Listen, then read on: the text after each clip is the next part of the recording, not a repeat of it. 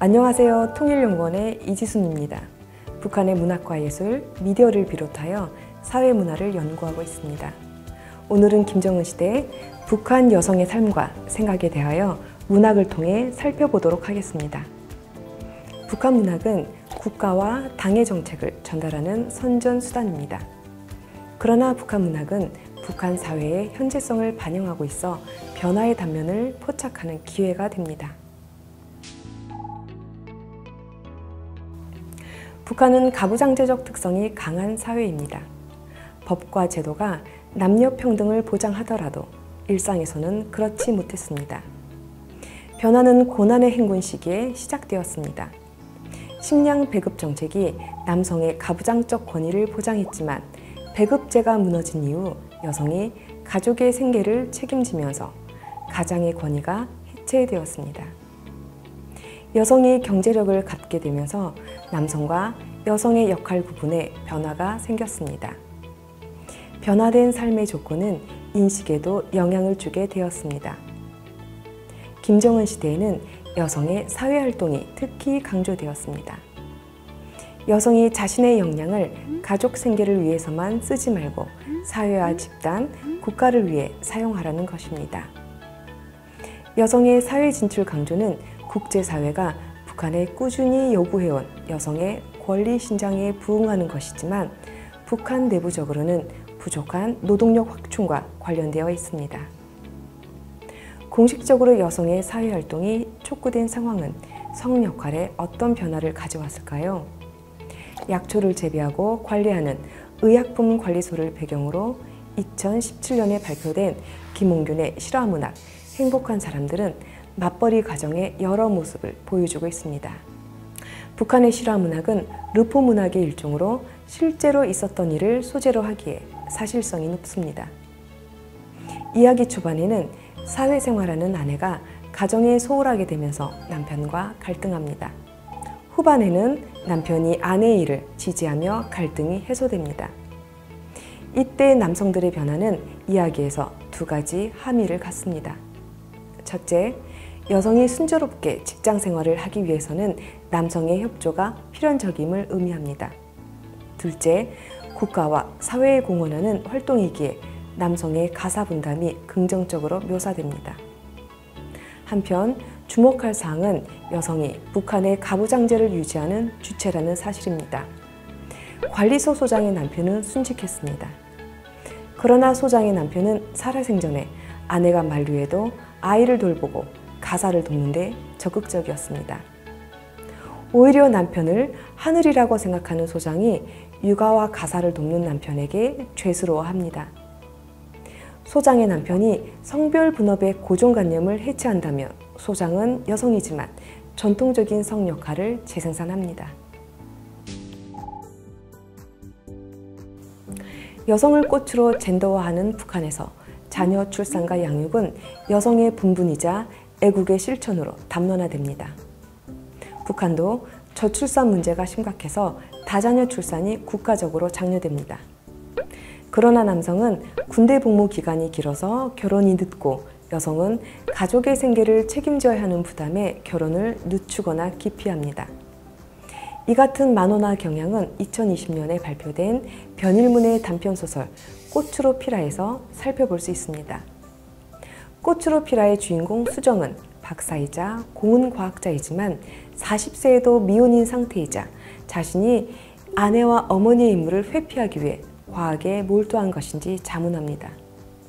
수정의 스승은 제자에게 마음 놓고 결혼하라며 과학도 가정도 사랑도 가꾸는 것이 진정한 성공임을 가르칩니다. 결론적으로 소설의 메시지는 여성이 가정의 꽃이 되어 아이를 낳고 기르는 것이 나라를 부강케 한다는 것입니다.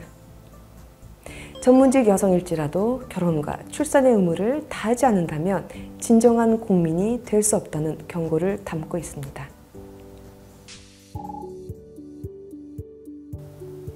저출산과 관련하여 인구 재생산 문제는 2020년에 발표된 리춘미의 단편소설 사랑하라에서 살펴볼 수 있습니다. 주인공 설이는 산부인과 과장입니다. 소설은 아이를 원하지 않는 안무가 남편을 설득해달라는 무용 배우의 부탁을 받아 아들만 5집의 막내 며느리인 자신의 이야기를 전개합니다. 북한은 국가적으로 다자녀 출산을 장려하지만 소설은 출산을 기피하는 현실을 반영하고 있습니다.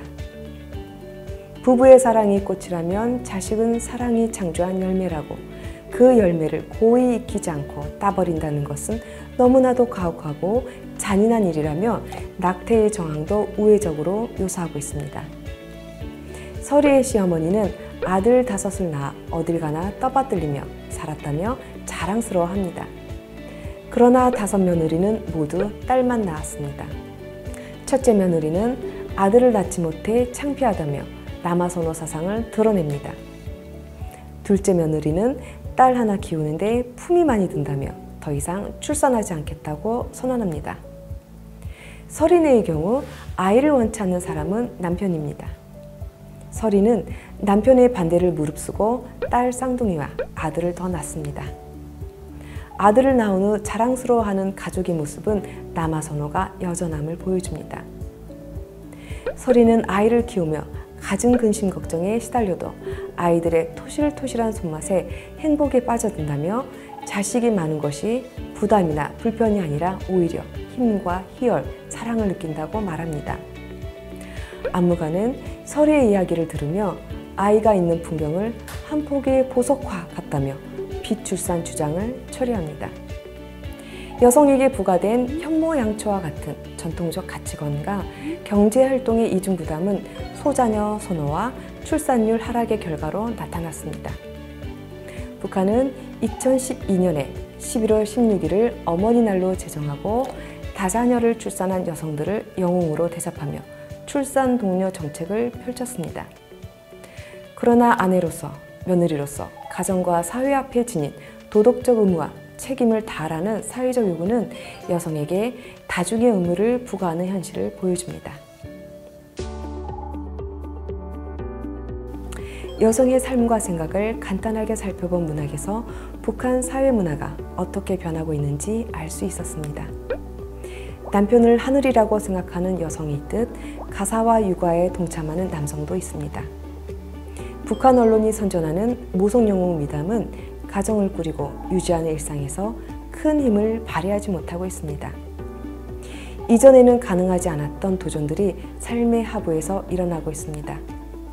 그렇기에 문학이 보여주는 변화는 더욱 눈여겨보아야 합니다. 주인공에 의해서 교정되고 수정될지라도 사랑하라의 안무가처럼 국가정책과 반대되는 주장에서 북한 사회의 리얼리티를 발견할 수 있습니다. 남북한 모두 기저에 유교적 가치관에 따른 가족 문화가 형성되어 있습니다. 저출산 문제는 정도의 차이는 있더라도 남북한 사회가 당면한 위기 상황입니다. 경제 위기와 결혼 및 출산 기피, 교육열 대비 높은 교육비, 여성의 희생을 당연시하는 가부장적 가족 문화 등은 우리가 모두 반성적으로 되짚어야 할 지점들입니다. 감사합니다.